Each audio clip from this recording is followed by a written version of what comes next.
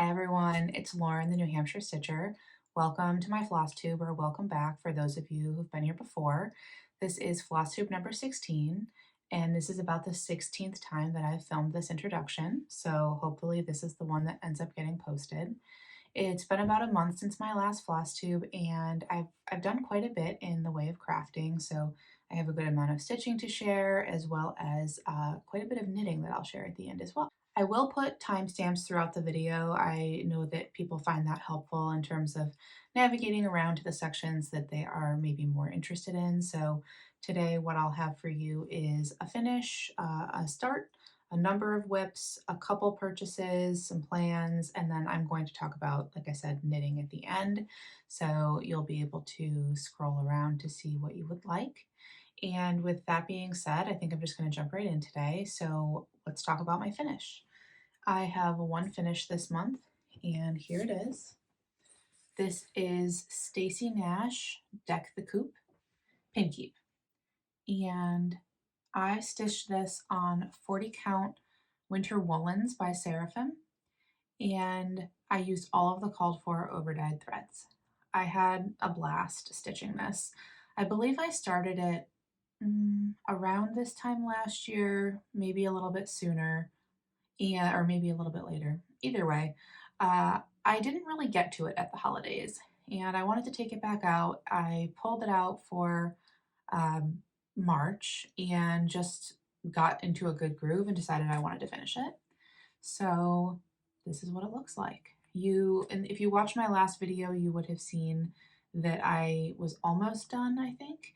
And so I finished it out, and here it is. I actually have a frame that I may put this in. I have kind of a square, unfinished wood frame that doesn't have anything in it right now. So I should probably do a little bit of an overlay, see if it would look good, and then potentially get that in there for Christmas. And I have, 8 months or 7 months. So hopefully now that it's finished, I can get that goal accomplished. So yeah, that is my first one. I don't think I have too much to say about this that I haven't said before. I think previously I've pointed out that I removed the year from the bottom here. I didn't feel like I needed to include that. It was a year in the 1800s. And then the little Red Riding Hood girl originally had ghost skin in that same grits, the white color of the coupe. And I changed her skin to more of my skin tone, which was Weeks Dye Works Skinny Dip. So that is what we have. Okay, on to my one start. I will put a photo of it here, but in my last video, I had gone through and shown a lot of different charts that I had purchased from Market, and this is not one of those. This is a different Market chart that I purchased the PDF for. This is the Love to Stitch Biscornu by Cosford Rise, and they put this up as a PDF in their shop, and I had seen Abby, Top Knot Stitcher, post on Instagram a picture of the actual Biscornu that someone was holding at Market. I loved it. I went to their Etsy, downloaded it, kitted it up from Stash, and started it later that, day. This was a few weeks ago. So like I said, I did use Stash colors. I can't remember the exact called for colors, but essentially what it came down to was 2 blues, a gold, 2 reds, or like a pink and a red, a white, and a couple of grays. So that was easy enough to pull together. And this is where I'm at.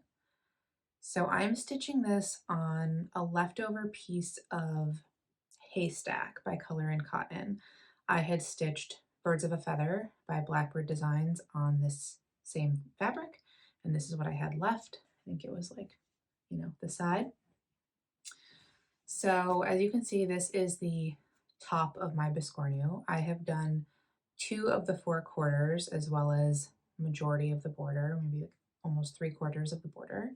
When I have to stitch the bottom of the Biscornu, I will do so on this side, but I am not there yet. Each quarter takes me about 2 stitching days if it's during the week, or 1 really good stitching day on the weekend. It doesn't look like a lot of stitching, and it is not a ton of stitches. I think the entire project is under 5,000 stitches. However, there are a lot of color changes, so I'll get you a little closer. A lot of straight stitches, some satin stitch, just lots of little color changes, but it's so pretty. I'm really excited to try a new technique with the finishing for this. That'll be new to me. We'll see how that goes. But once I get the top part done, the bottom square only has the border, and then see how there's these large scissors in the top? There's smaller versions of the scissors in each of the corners on the bottom side of the square. So I would imagine that that bottom piece will probably only take me about a day. You may see this finished in my next video, TBD. I'm trying to be a little more conscientious about if I'm starting something this year, in addition to my existing whips, that I'm working it through my rotation a little bit more quickly versus letting it sit for a year, especially something this small that is, you know, sometimes successful, sometimes not, but we're trying. So one more look. Love to Stitch Biscornu by Cosford Rise. And I've seen a couple people stitching other of their patterns or charts in recent months. I feel like they are showing up a lot more lately, and I really like their designs. Here we go. I only had the one start, so next up I have 5 whips to show you from this month. The first of which is Come to the Garden by Teresa Kogut. Sorry I always show things leaning forward, but it's just better with the ring light. So this is Come to the Garden by Teresa Kogut. I started this for my friend Caitlin's birthday, Cross Stitch Kate, last year, and it came up in my whip go for March. So I knew that I would get back to it and get a much better start. I am stitching this with all of the called for threads, really pretty combination of pinks. That's not the prettiest section, but pinks and blues and reds and cream and green, which actually I stole both of the greens out of this project for a different project that you'll see later. So here's my progress on Come to the Garden. I finished the border.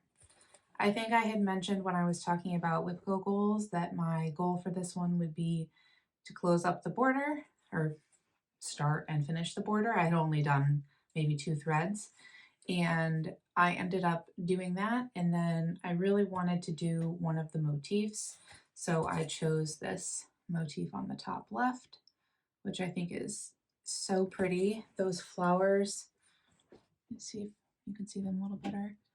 Super pretty bright orange, and I have a little bee above them as well. The bee doesn't have his wings yet. That's like the one thread I didn't have. But I'm stitching this on 40 count Love Letter by Color and Cotton, which is the prettiest pale pinky nude color. And I thought it would go really well with this color palette of pinks and creams and green. So yes, these are the motifs that make up the entire border. They alternate all the way around, and they are intense. As you can see, this, especially the top left motif, the very topmost one, there's a lot of vines, a lot of counting. So this is not a border that you can kind of do without the chart or do without really focusing on it. You definitely need to focus. I think the combined finishing this motif, because it was partially done, and then doing the motif above was pretty close to a day of stitching. Maybe I did a little bit of the border that day. The border was a day or a day and a half, and then this motif is a couple thousand stitches on its own. So that was a lot of, or maybe 1,000. Either way, I had a lot of fun with it. I feel like I'll talk about this a little bit more later because I'm going to talk about Whip Go. But I've been noticing with my projects recently that because I started so many projects at the second half of the year last year, a lot of them have not really gotten that much attention at all, if you know any. Some things have gotten legitimately an hour, like from New Year's Eve. So for a lot of the projects as they're coming up for Whip Go, it's feeling really like not a start, but it is really feeling like the first significant time I'm working on them and getting more familiar with the project. And I totally fell in love with this. I think it will come back out sooner than later. I would like to try to work my way around by basically doing 2 of the border motifs and an interior motif each time, and over the course of time I'll get there.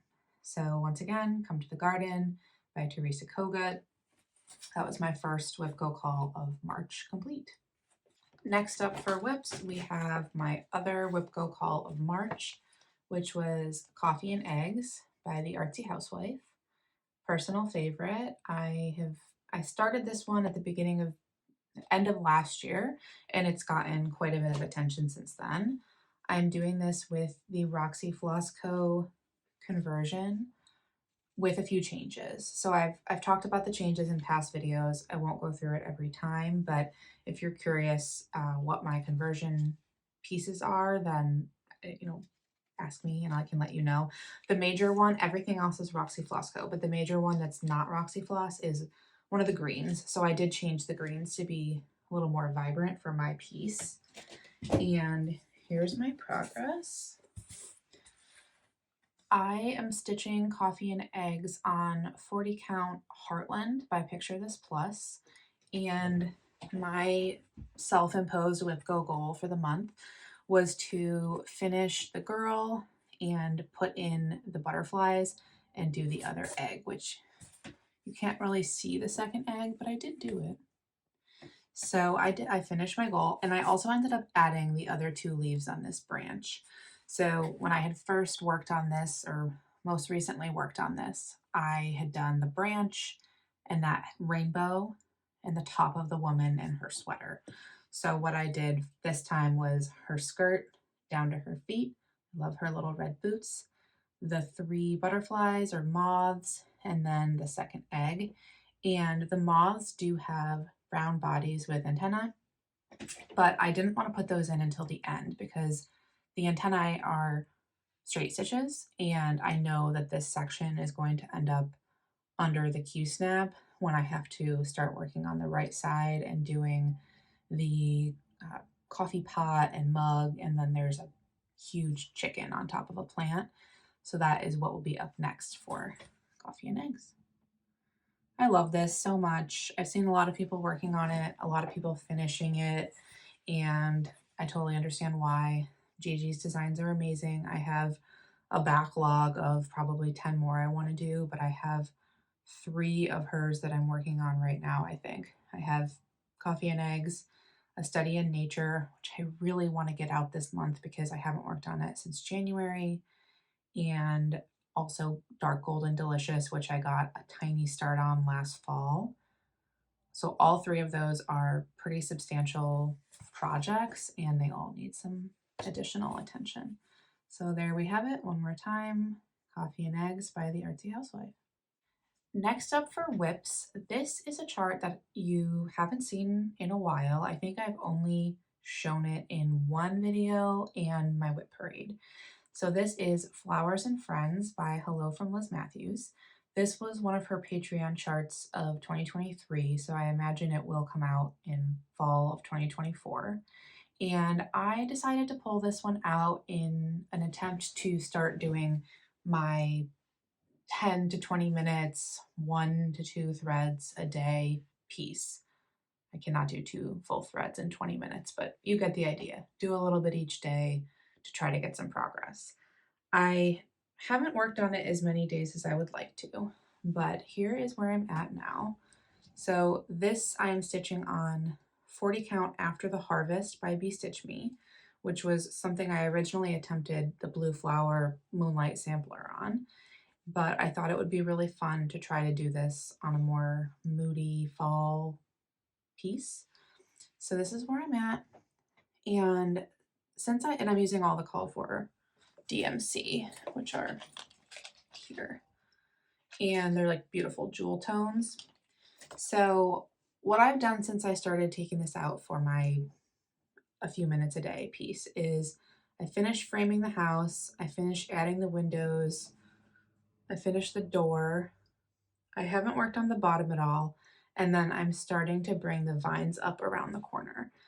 There are 2 things with this piece that have made it a little bit more challenging. One is the fabric. So it is darker, it is pretty mottled, so I need to be really focused when I'm doing it. And the other one is that there are a lot of color changes, especially in this viney border and then along the bottom. So previously I had printed out a paper chart from the PDF that I got on the Patreon. Since then, I have started using Markup RXP. I downloaded it toward the end of the year last year, and then I've really started using it this year. Actually, the next two pieces you're going to see are also things I've been working on from Markup RXP. But by doing that and being able to highlight the symbol and see everywhere it is, it's really helping with these color changes because you're jumping around a lot with these little flowers. You know, this butterfly has, I think, 5 colors in it. This flower has 4 colors in it. They're very small and very intricate, but it's going a little bit faster having it as a PDF. So if you have this chart, if you're in Liz's Patreon, or if you get it later in the year, just consider doing like a markup app of some kind, unless you have amazing vision. So Flowers and Friends by Hello from Liz Matthews. I'm really excited to have the final of this. I think it's beautiful.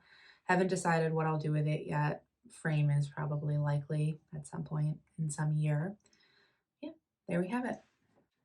The next whip that I don't have a cover photo for because, as I mentioned, I'm using the PDF. So this is Strawberry Birds by the Blue Flower, and I love this. It was one of my New Year's Eve starts. I did an impromptu start of it, so I had already planned on doing multiple New Year's Eve starts. This is one I kind of threw in at the end because I kept thinking about it. I don't know where I first saw it. I don't think I'm sure people are stitching it. I just don't know that anyone I, have come across has been stitching it. I created a conversion myself with Roxy Floss Company threads. Let me pull off all my extra threads. And this is the conversion. I think it is so pretty. So Caroline or Hannah, if you're watching and you want the conversion that I made for Strawberry Birds, let me know. And I think I have one non-Roxy color in here. Yeah, I didn't personally have a brown that would be right for a brown in the bird. So I added Weeks Dye Works Mocha, but let me show you my actual project. This is Strawberry Birds by the Blue Flower, and I just am having so much fun with this one.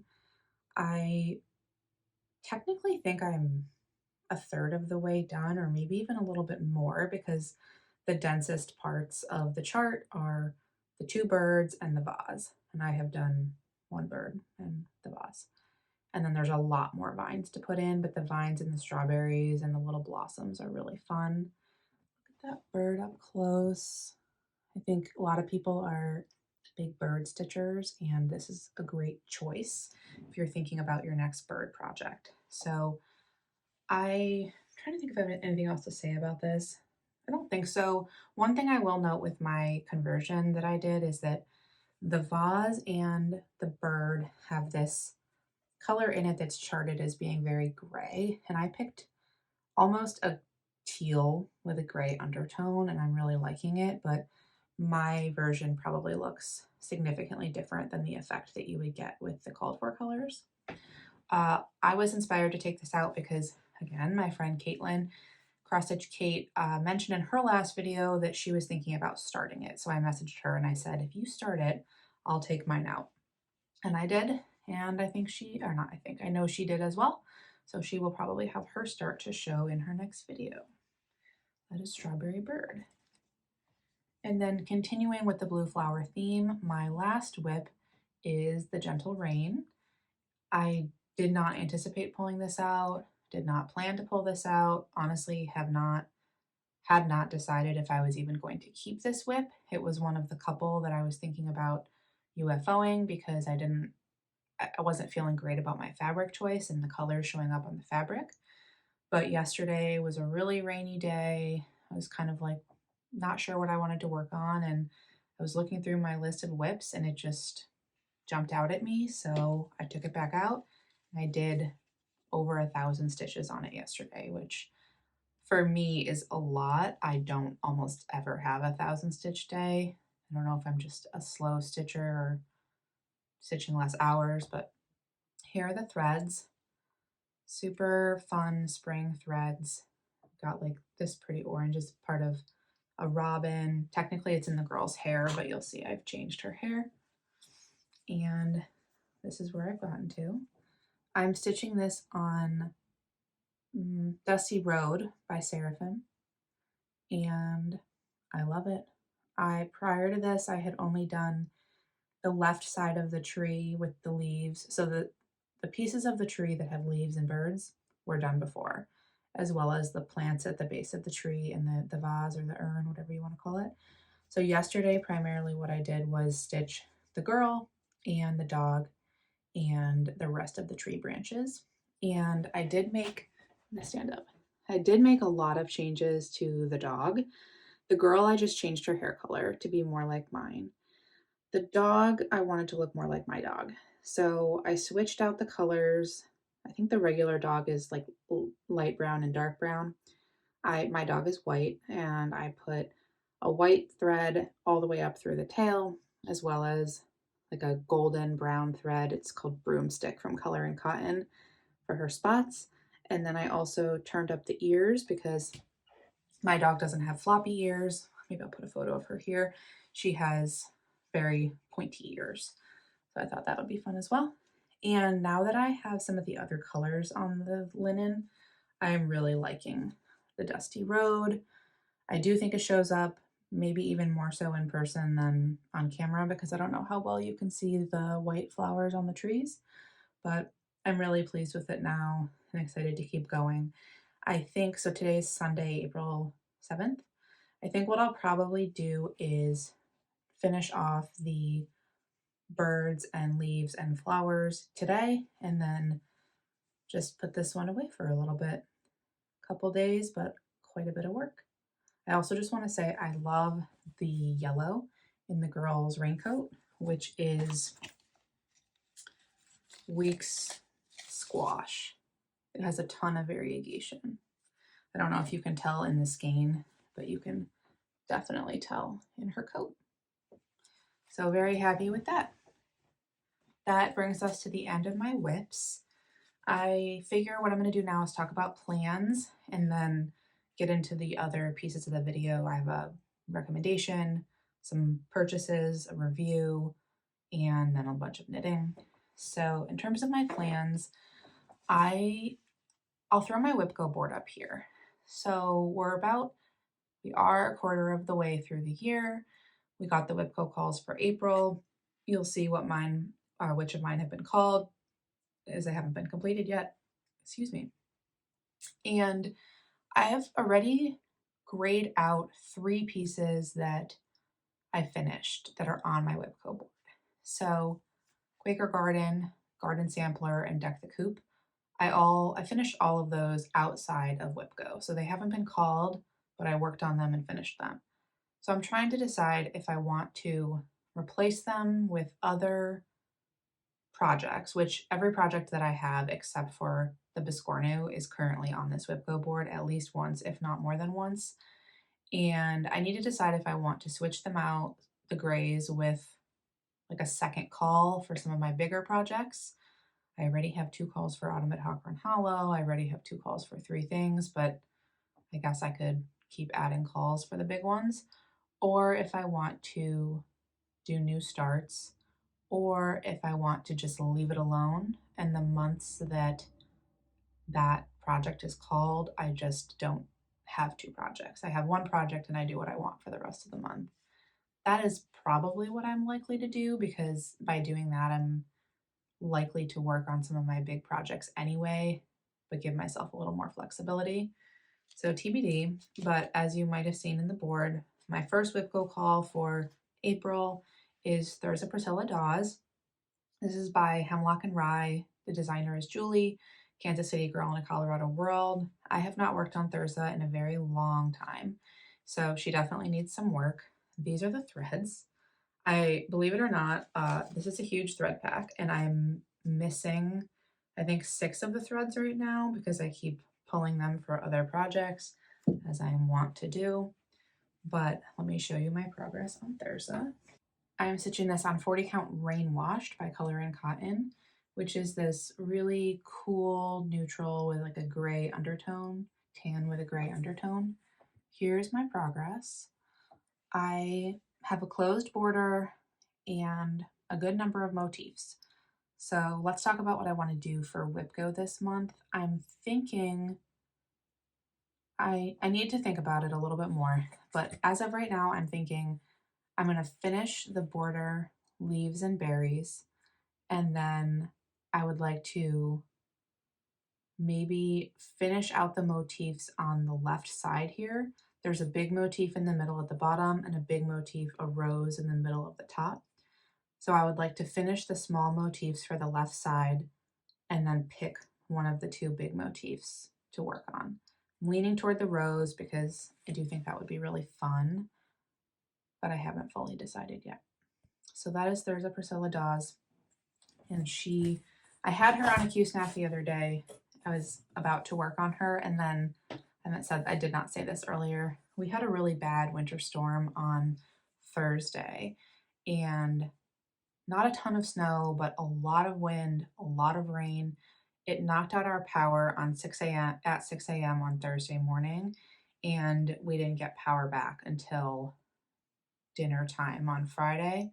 So I definitely wasn't stitching during that time, so I didn't end up working on Thursday those days, but that was interesting. We ended up going to stay with some family, which highly appreciate that there's family in the area that we could stay with, but being displaced with a dog and needing to finish a presentation for work was not the best end to the week. So Friday, once we got home and everything was back to normal with the power and the heat, we ordered sushi, and I just kind of laid on the couch and didn't do any crafting. So thus my 1100 stitches on the gentle rain yesterday. I was like so ready to get back to stitching once I had had a chance to rest. That's Thursday. And then my other WIPGO call for April, which I am so excited about because I have given it no attention, is my Back to School 2023 start, which is 3 Things sampler by Moira Blackburn. I love this so much. And I took out the silks this morning. These are the Vicky Clayton silks, and let me spread them apart. They are so beautiful. Can't wait to get back at this. So what I have as of last fall, because I think I only worked on this in September, is the first page and then parts of the second page. I'm stitching this on 46 count Albarium by Cedar River Linen. It's beautiful. It's like a very crisp white, cool undertone. It's perfect for a sampler that's this colorful and busy. That's where I'm at. And then I need to think about what I want to do. So I'm trying to be like realistic with myself because it's on 46 count, so it takes longer to stitch, and I have other things to work on this month. But I think what I'm going to try to do is this section with the deer, the band of trees underneath it, and then the border to close it out, because this square rectangle area would feel kind of like a complete section done. And then next time I take it out, I could do this border section here. TBD. I have license to change my thoughts on this, but I'm so excited about this. And that is what I have for April WIPGO. Other plans, hopes, dreams for April. I think I would like to take back out either Pandemic or Autumn at Hawkern Hollow, because those are my big, big, big pieces, and I haven't worked on either of them in a couple of months. We'll see. I may want to get Christmas at Hollyberry Farm back out at some point to get some more of that house done, and I'll probably have at least one start. I just ordered the Color and Cotton threads for Dreaming of Daisies by Fox and Rabbit, and I have to personalize the words, because I'm not going to use the words that are in the original chart, but I could start that without having the design for the words. So we'll see there. I'm going to move into, yeah, I think that's everything. I'm going to move into my next piece now, which is that I do have a recommendation for this video. So I don't think I have done a Flosstube call out in my last couple videos, which shame on me because there's lots of people out there that I'm watching and waiting for their videos every month. And the one that I want to recommend this month is the Hathaway Stitchers. So you may have heard them referenced on a couple of other channels, and please go watch them. So they're sisters, Erin and Amity. They live in Kentucky. They live, I think, if not next door to each other, then on the same street. They have, I want to say, 4 or 5 videos out now. I think their first video was a whip parade / intro, and then one of their most recent videos was a finish parade. They just posted another video earlier this weekend. They are my new Flosstube favorite. I love watching them. They have very unique compatible styles. So Amity does a lot of beautiful color conversions for Long Dog samplers and some of her own designs. And then Erin has a lot of different funkier designs. She does I think she has a project from Dee's 20 Stitches and Lola Crow. They're both stitching Sarcy Girl's Cabin in the Woods, which I have seen on Etsy. It's actually, I have it favorited on Etsy, and I have yet to download the PDF, and they're really making me want to download and start that one maybe this fall, but it's way bigger than I realized. I think in one of their recent videos, they were saying it's something like 20,000 stitches, and when you look at it, you would not think that it's that big, but it is, I guess, a really dense house. So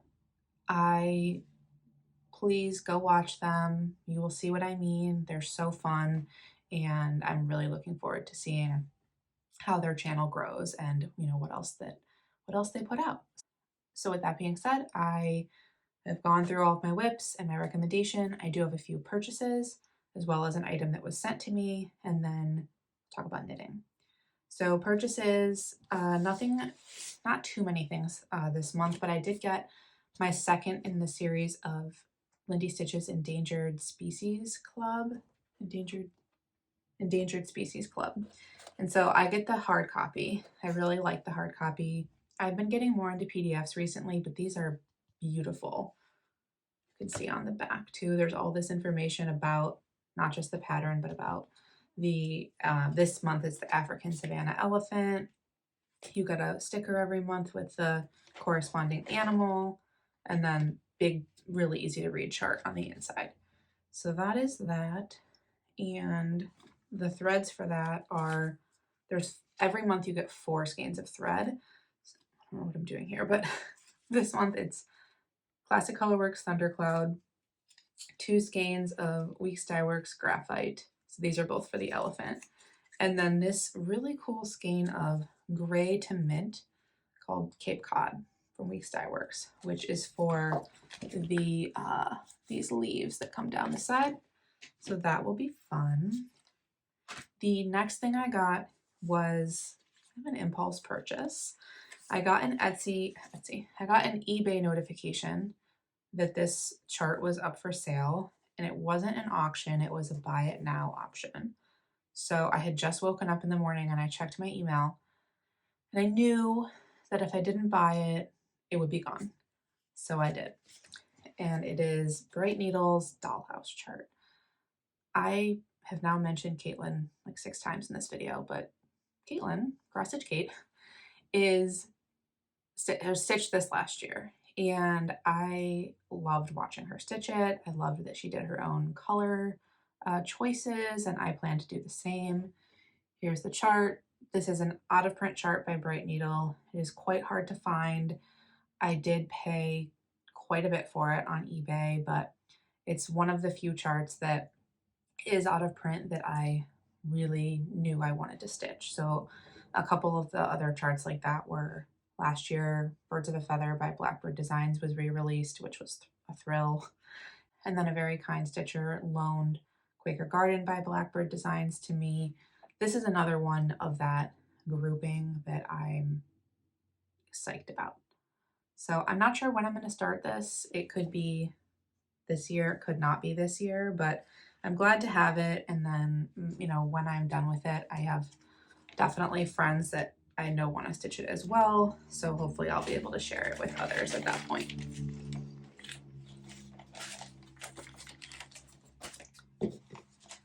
The last thing I have for haul is very exciting. So I was watching the Camping Stitcher and she showed a Whippa keeper made by the New England Stitcher. And I loved it. I wanted one. So I messaged Stephanie and I said, "Are you selling these? Can I buy one?" And she said, "Sure." So she made me this Whippa by, it's the Fruit Cup, I think Fruit Cup by Michelle Kleeman fabrics. I picked them out. She ordered the fabrics and let me kind of choose some of my favorites. And you can hear a crunch, but this is the inside. I chose the blue with the strawberries and the bananas and the lemons for the inside, or maybe it's the cherries and the lemons. This is so well made. It is, as you can see, a pocket on either side and then pockets in the back as well. So there's two. And then this lovely quilted patchwork back. I'm so excited to put projects in this. Now that I have filmed, I can do so. It will definitely fit 2 projects, and I'm thinking what I'll do is probably sort through my bags, because there are definitely still a couple bags where I have 2 projects in the bag. So we will, you know, rehome some of them into this new Whippet Keeper. I asked Stephanie if she's starting to sell her bags more, and she definitely is. I believe she's going to the library stitchers retreat in Maine in like a week or so, and then after that is trying to figure out if she wants to do Etsy or Instagram or however she wants to sell her bags. But if you're interested, I would recommend reaching out to her on Instagram and just asking her what she's able to do right now. That is everything that I have for haul. And next up, I have a review. Okay, so this review is multiple months coming. Back in the fall, Caroline from Evertote had asked me if I was interested in trying one of the Hearthside Craftworks lap stands. And I said, yes, please, but I will have to teach myself how to stitch two-handed. And so Caroline very generously sent me this beautiful wooden lap stand from Hearthside Craftworks. And it is so well made. So I got it in the mail. It does come in a few pieces. There's 5 total pieces. So the 2 side pieces and then the 2 pieces on the interior as well as the top. And then there's also these clamps. So I had told her that I typically stitch with a Q-snap, which is why she sent me the Q-snap clamps. But you can also use this with scroll rods if that's something that you do. And to put this together was a cinch. All I had to do was screw the ends on into the middle, and then same thing with the clamps on the sides. So I think assembly took me, 2 minutes.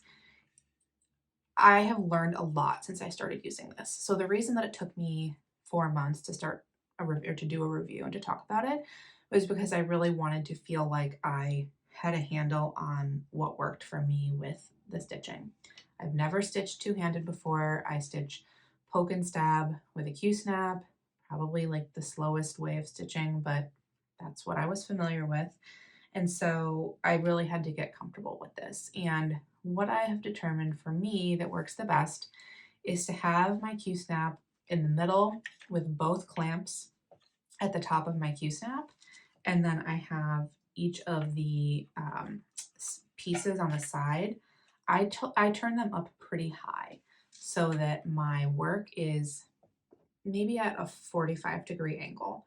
I do this while I'm sitting on the couch, so I'm in a wooden chair right now. It's a little bit hard to demonstrate, but I have the lap stand on either side of me, and then I put my feet up on an ottoman, and then I had sort of an issue, not with the stand, with two-handed stitching in general, that my right shoulder was getting very tired. So when I stitch two-handed, I have my left hand, is my dominant hand, and I have my left hand at the bottom because I'm much more confident with my left in terms of finding the needle and like finding the hole underneath. And I knew that since it would be more of a learning curve for my right hand to be involved in stitching, that should be the hand on top.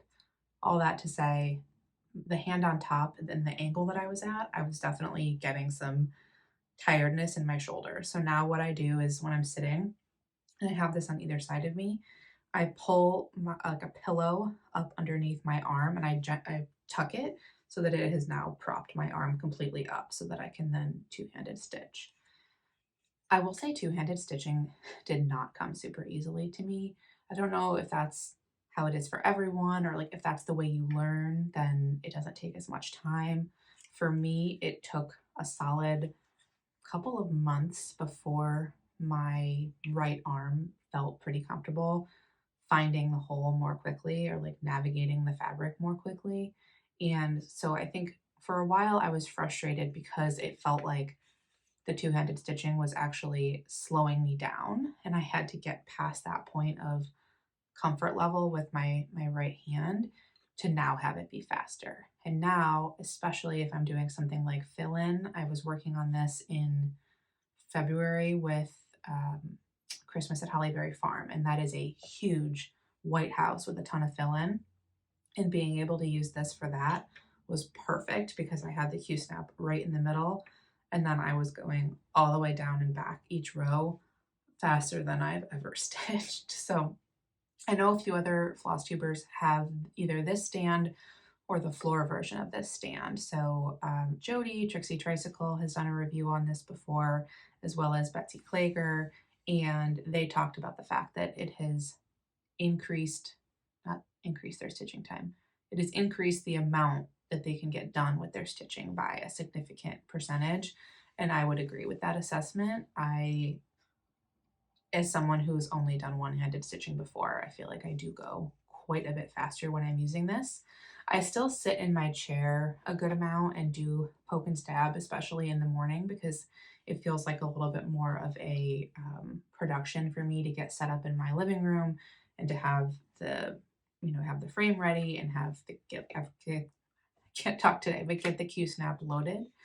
But by and large, I feel more comfortable with two-handed stitching now. And if that is something either that you are interested in and you want to learn, or that you currently do two-handed stitching and you have a stand or a frame that you are not loving, I would definitely recommend giving this one a shot. Like I said, extremely well made. Shipping was quick. Caroline is amazing. She will answer any of the questions that you have. And if anyone has questions about the stand, using the stand, or two-handed stitching in general, please let me know, because I feel like, this is a really good option. And there's lots of stand options out there, but I'm glad to have found this one. I can't stop touching it. I'm glad to have found this one, and I really appreciate that Caroline shared it with me. So once again, Hearthside Craftworks lap stand. I will put a link to it in my description. It's not an affiliate link or anything like that. I'm just going to show you where it's located. And if you are interested in learning more, then you can choose to do so. So that is my review. The last thing that I have to talk about today is knitting. And I've been knitting more recently. So I was not in a knitting mood for a long time, mostly because I was feeling bored by one of my projects, the one I'm about to show you, and I had made a mistake on another project, so I wasn't knitting. But I started to push through the second half of my Half and Half Wrap by Pearl Soho. I'll put a picture of it there. I've done it before. As a reminder, I'm stitching this using Stress Knits yarn, her favorite base, which is 80/20 merino and nylon, and the coppery color is called Copper Boom, and then the creamy color with speckles is called In My Hometown. So last time you saw this, I had some progress on the second half, and I've come a ways since then. So I think I'm at, let me see, I'll show you upside down.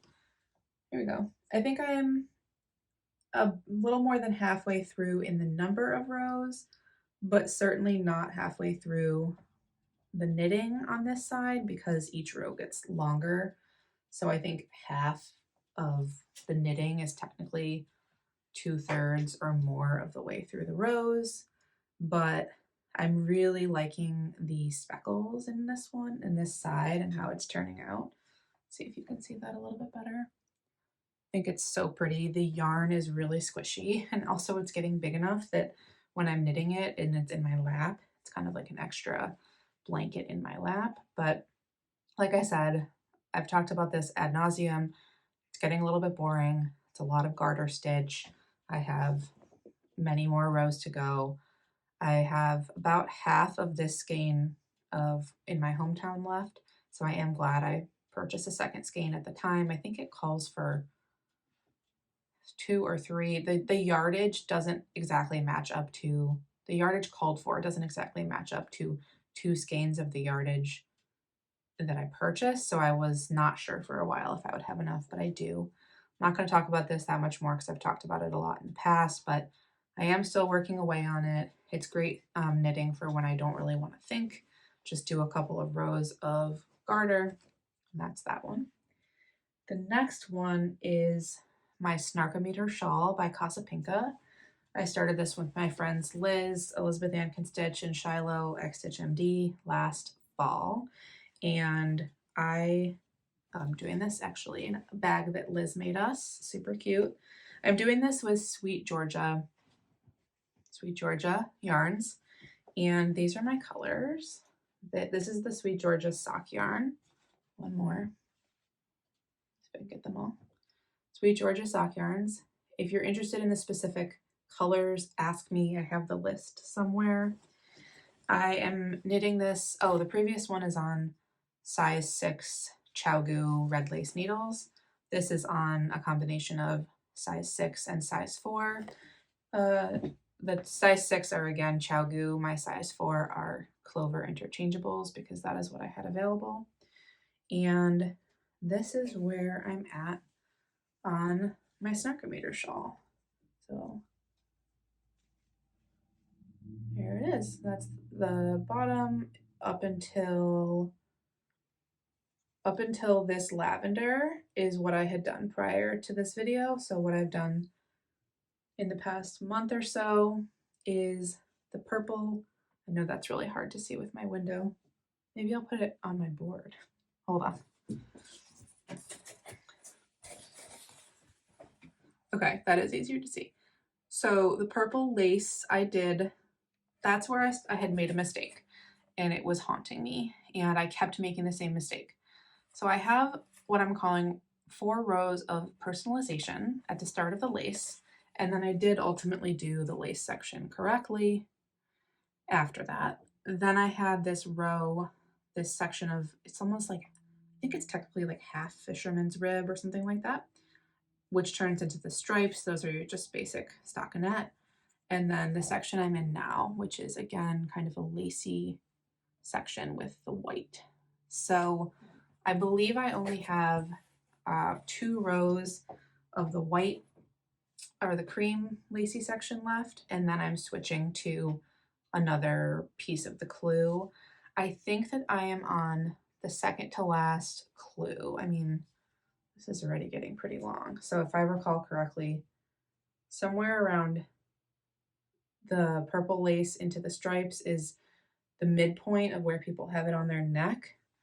So I don't know, I still have a ways to go, but some of these earlier sections knit up really fast. Also, this is knit on a size 6 needle, so it does knit up fast in general when you're not making mistakes and then putting it in a bag for 3 months.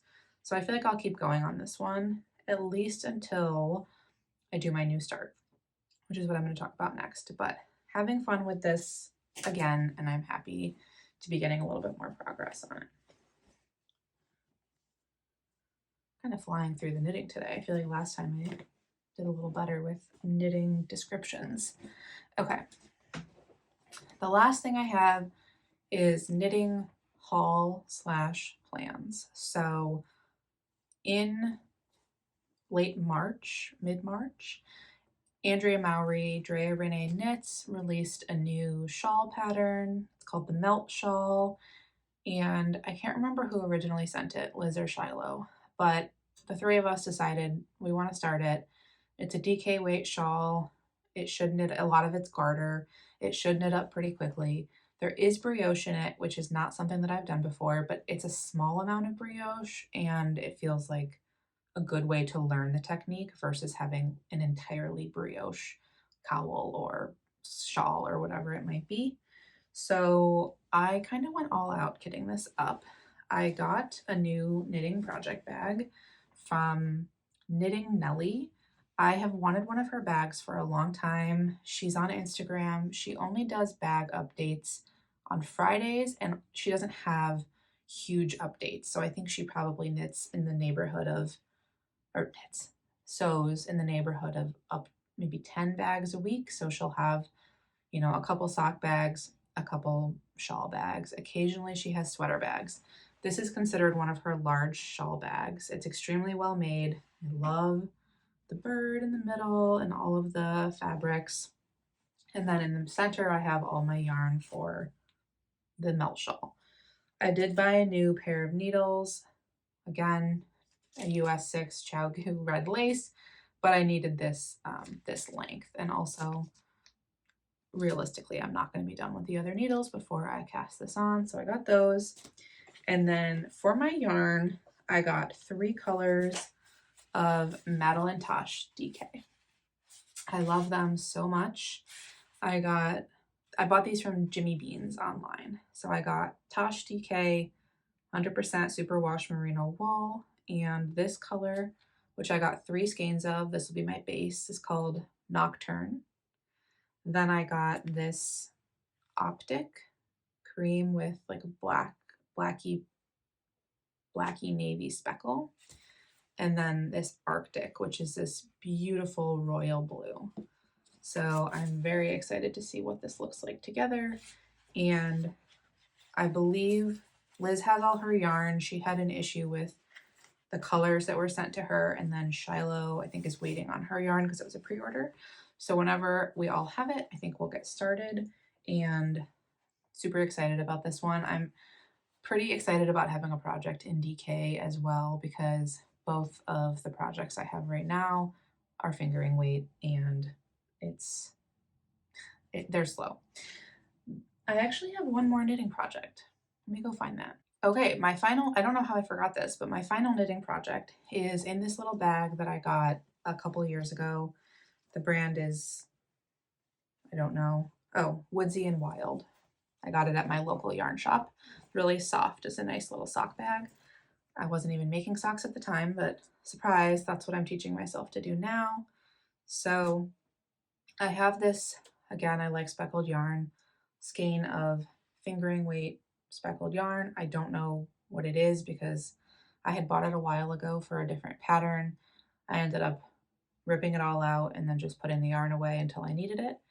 And on a whim last Sunday, I decided I wanted to teach myself how to knit a sock. So I started watching the Crazy Sock Lady like first sock tutorial for a vanilla sock on YouTube. And I cast on and knit the cuff of my first sock. So I taught myself through that video how to do magic loop, and now the magic loop feels like second nature. So I'm really liking that technique. I think if I like socks and I continue to knit them, I say this with one cuff, I will try at some point like the 9-inch circulars. DPNs still scare me, so I have not yet explored that option. But knitting the cuff was super easy. I did it in, you know, a day and a half of knitting. And as I've said before, knitting is my secondary craft. I definitely stitch more than I knit, but I'm happy to feel like I have a start on this. And now moving on to the body, that's just stockinette. That should be pretty easy. So next major technique will be figuring out how to turn the heel. And then I'm told that it is smooth sailing from there. So that is my other knitting activity. I'm trying to learn new things this year. I feel like it's always good with you know, crafting should be fun, it shouldn't be stressful, but I would like to learn more and try more, which is why you saw I was, you know, trying to learn the two-handed stitching. I'm trying to do brioche or teach myself how to do the sock. Also on the stitching front, a couple other things I would like to try this year would be more beading, like a Mill Hill kit maybe. I think I may want to try a Mira at some point. Mira May. Does anybody want to convince me to do that? And then there are just some other things with stitching, like more specialty stitches that I would eventually like to try as well. So, you know, lifelong learning and all of that. I think that's everything I have for you today. This video is way longer than I anticipated, but what's new? Hope everyone has a wonderful week and a wonderful rest of your April. Thanks again for watching. Feel free to leave any questions in the comments. Bye.